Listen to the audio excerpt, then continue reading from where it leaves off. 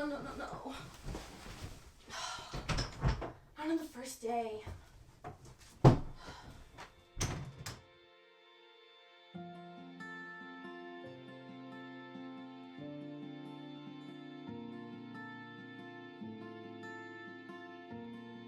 No, philosophy is gonna be like such a drag.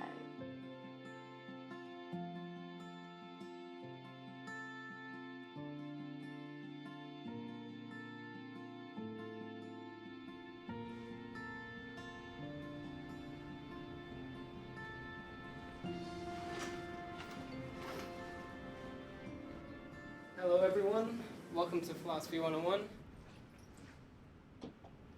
Small class this semester. Alright, well I hope you all received the syllabus I emailed to you. Are there any questions regarding it?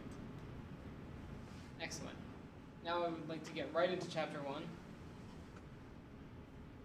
Also, I would like to mention that I don't allow any technology in this class. Phones, tablets, laptops, I don't want to see them.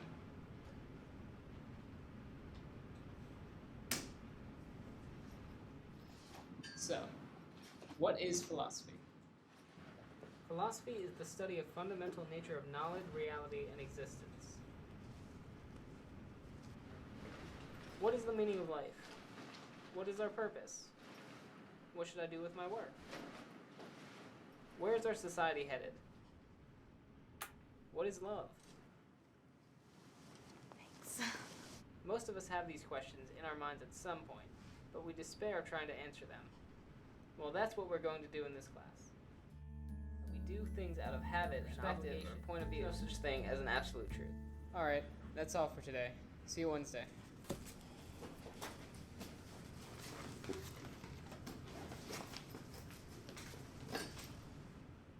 Thanks for saving me. No problem.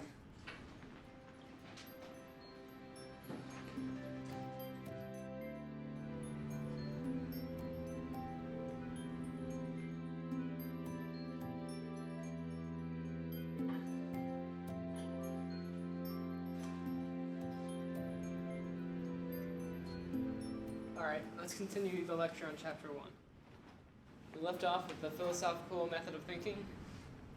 The philosophical method of thinking, also referred to as philosophical methodology, is the study of how to actually do philosophy. There's more than one method on how to do this, and many philosophers argue over what is the right way. Common features of the methods are a methodic doubt, argument. Philosophy begins in one and has sound statement of reasons. Alright, we'll stop here.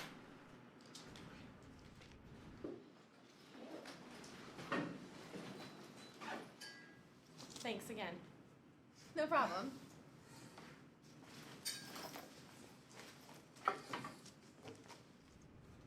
I promise I'm not just an unprepared idiot. It falls to the bottom. Don't worry about it. Do you go through this in all your classes? I'm allowed to use my laptop in all my other classes. Why don't you just put it somewhere else, like your front compartment maybe? I probably should, but I always just absentmindedly throw it in there. It's just a habit, I guess. I get it. It's actually kind of cute. See you Friday.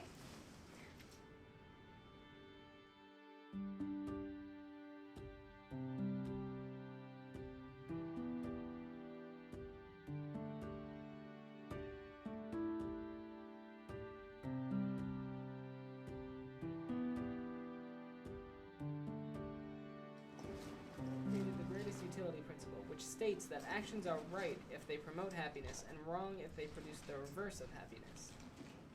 He also believed in the greatest happiness principle, which says that actions are right in proportion as they tend to promote happiness for the greatest number of people. However, this can be problematic because it all depends on our view of happiness. For example, if you hold the door open for somebody and they don't smile, how do you know if it's making them happy? Does that mean the act of holding the door open is bad? What do you guys think?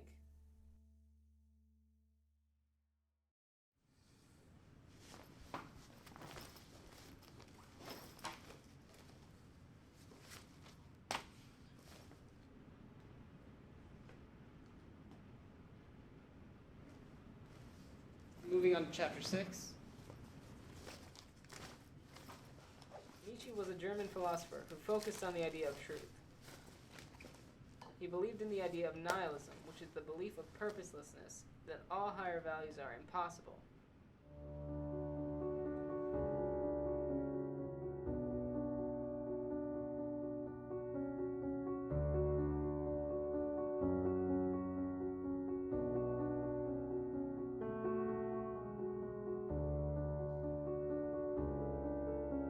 Soren Kierkegaard focused on the idea of the crowd as untruth, meaning that people are more truthful than the crowds are easy to manipulate and win over, and that man is too weak to stand against the crowd.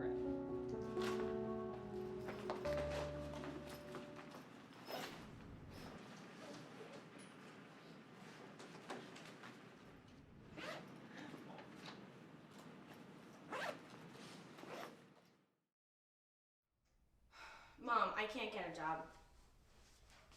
I've already got so much on my plate. I don't have the time. I'll get one next semester. Mom!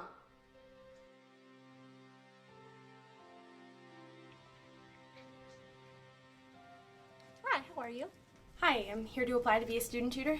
Alrighty. Just fill out this application and you'll be good to go. You can sit at that table right over there. Thank you.